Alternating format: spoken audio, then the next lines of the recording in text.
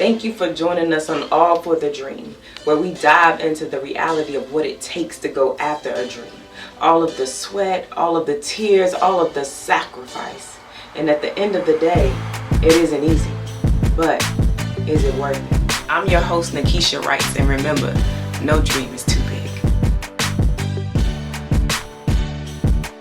All right, thank you everybody for joining me on All for the Dream. I'm your host, Nakisha Wrights, and today is super special because everybody keeps asking me, who does your eyebrows?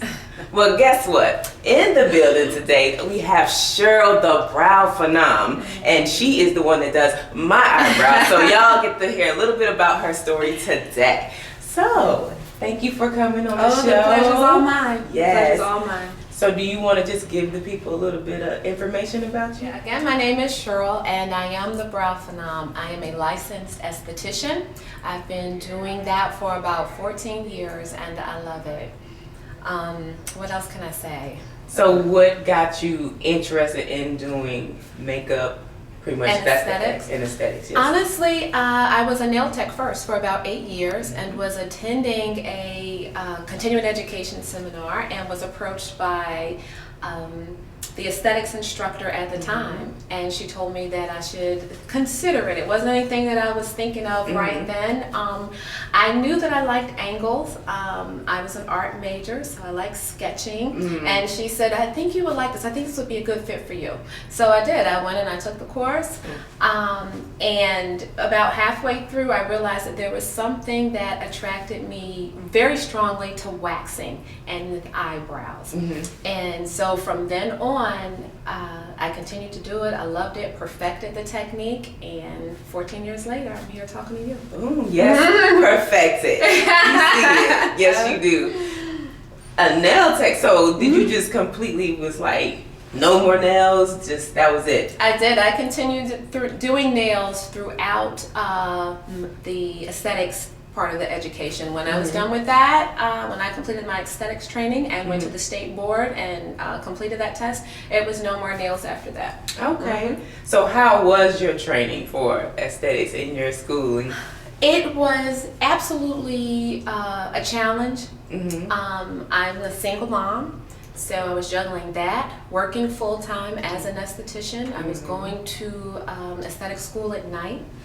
And however, I formed wonderful relationships with the people that were in my class. And so we had everyone from young ladies that were just getting out of school to people who were making a transition in their careers at 55 years old. So it was nice to form those bonds with people, and with many of them I'm still in touch with today. Okay, well, you gave me a little secret. What was that? A little tidbit. What was that? So I don't know if you did you get kicked out of school? Just about. But Just how? about. Or why? I'm going to tell you because even though now I do makeup and now I love it, I had to get to that point. I'm not a makeup wearer daily, and I wasn't allowed to wear it when I was younger. But in the aesthetics program, you had to do a certain amount of makeup applications. I had far exceeded the waxing application requirement. That's what I like to do, and that's what I did. And I did that over and over again for the duration of the training. So I thought that I could skate by without doing the makeup applications. So I was reminded one day while I was working that, hey, you did not complete your makeup applications. We will not send you to state board if you don't. So virtually you're on the verge of getting kicked out of the program. And I said, no, wait a minute. No, no, we're not gonna do that. It was too difficult. It was too hard. And so what I had to do, I had to go back to school. I had to go back, and I did everyone that I knew. I called in friends and family because I was determined that I was going to do this in 3 days. I didn't care how many people it was, that I was going to complete that. And in doing so, I learned to embrace my gift, and that is with sketching. My mentor and my teacher told me that if I approached makeup as if it was just the face was a canvas, Mm-hmm. then it would be different to me. I just thought it was unnecessary. So a lot of times when I'm applying makeup, I sit when I do it, just like when I sketch. Mm-hmm. And so now I envision it as a canvas. I can look at it and I see where everything needs to be. I see where things don't need to be. I see where they need to be enhanced. And so, yeah, that was it. I did almost got kicked out because I didn't complete my makeup applications. But once you change your perspective, Yes. you change your perspective, then it can all work. Yes, definitely. And this is a completed makeup application. Absolutely. Airbrush at that. Airbrush at that. Did you ever have any issues? Like, did your mom always support you in your makeup endeavor? I mean, your esthetician. In aesthetics, yes, she did. She knew very early on that I was more a creative and a free spirit. Mm-hmm. So she allowed me and always encouraged me to embrace that, because when you're doing what you truly love, that's where you'll find your success. Yes. That's when the prosperity will come. That's when your happiness will come, and that's when you'll feel fulfilled. And then that will also show in your work. Yes. And you'll attract that as well too. Definitely, people definitely need to hear that one, because I know I go to that 40-hour-a-week job and I'd be like, ugh.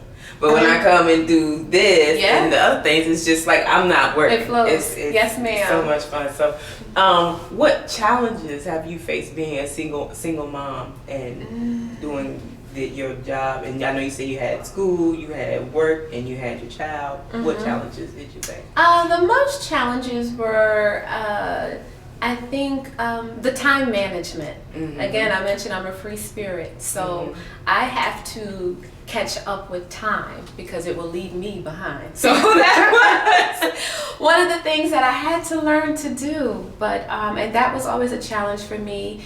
When your children are young, they have things at school they need to to do. But one thing about this type of industry, and I'm thankful, I was always able to make my own schedule. Yeah. So I was able to maybe get away and do those field trips or spend time with him. Or if he got sick, I was able to do that too. And also had the help from my family and friends with caring for him. So.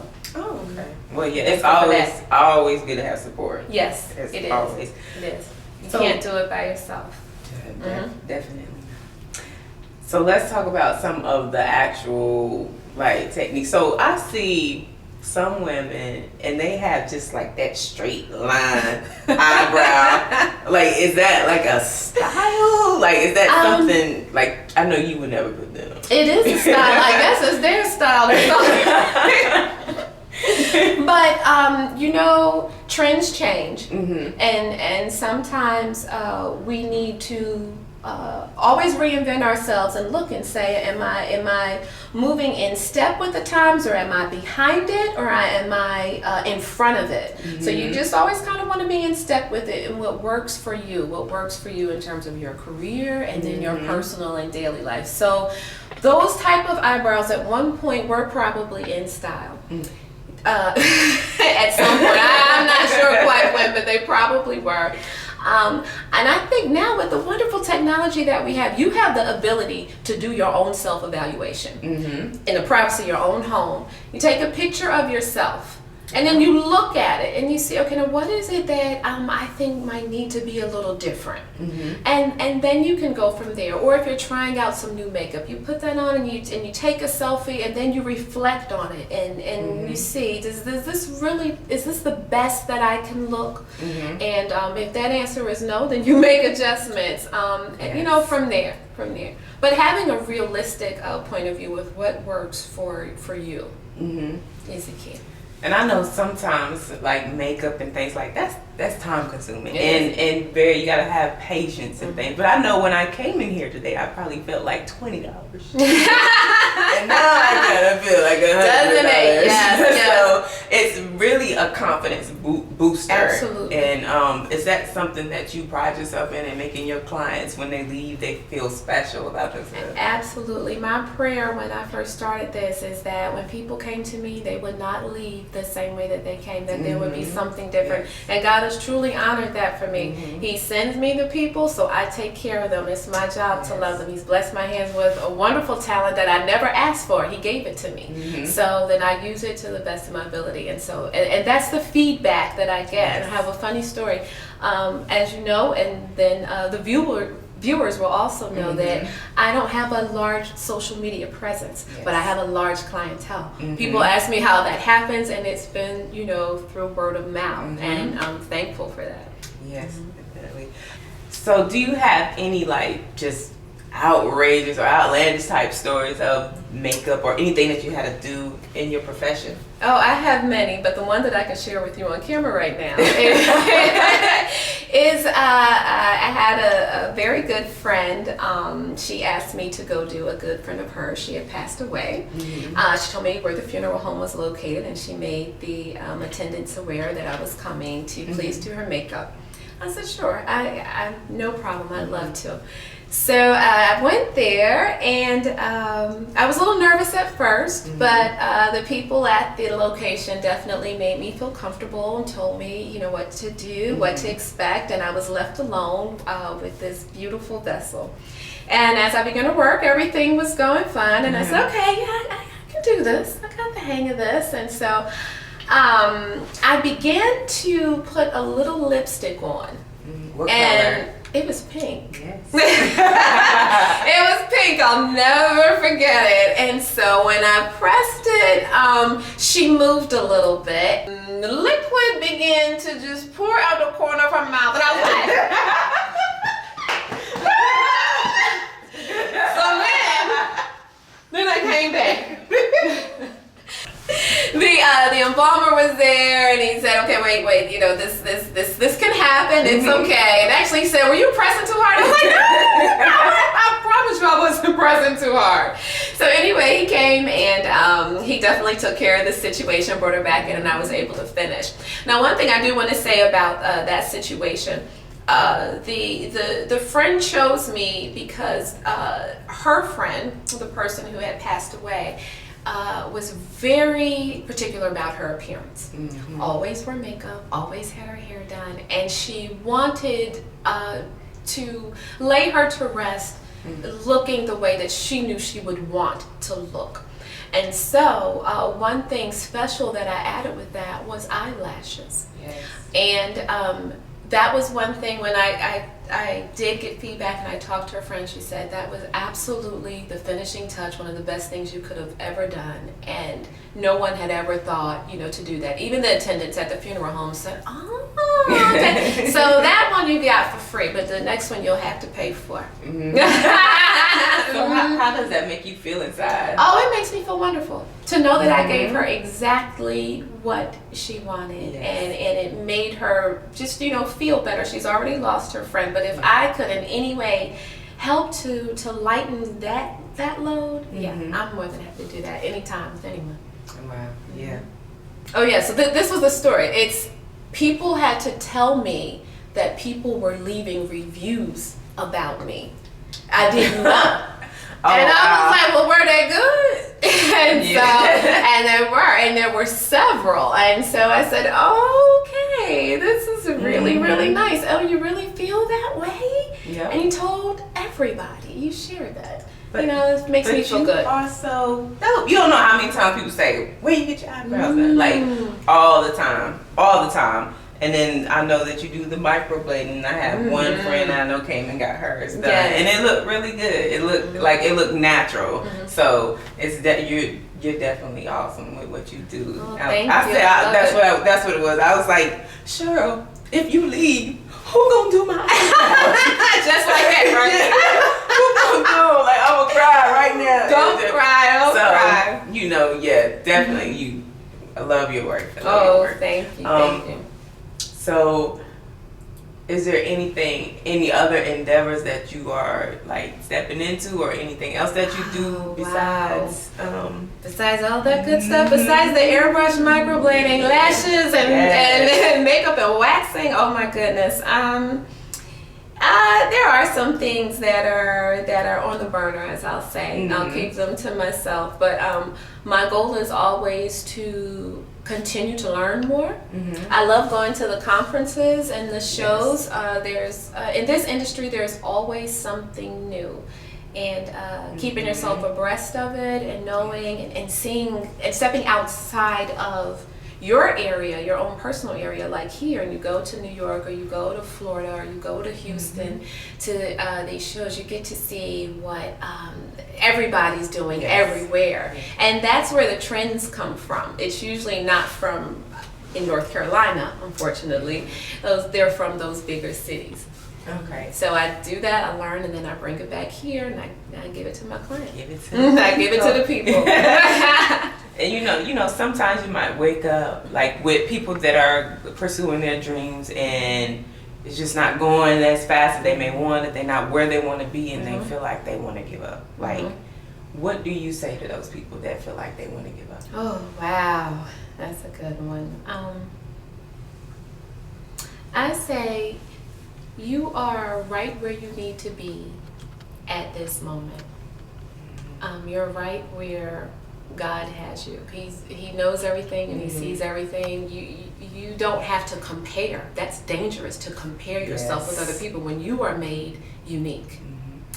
And so I would say just self-reflection, taking that time to think about all the good things that you do have and you have had in your life, and all of the other times that maybe you had felt like this and you've overcome those situations. And look forward to the newness. If you've asked for the change, if you've asked to be blessed, then be prepared and get ready to be blessed, because that's what's on the horizon for you. That's what I would say. That's a good word. That is true. Yes. Do you have anything else that you want to tell the people? I love you, friends. And I thank you for all of this time, all of the years, all of the births, all of the proms, all of the weddings, all of the anniversaries, and all of the just because you want to come see me. I don't take it lightly. I'm here only because of you, but I'm looking forward to all that's to come. Okay. And we can reach you at? Let's see.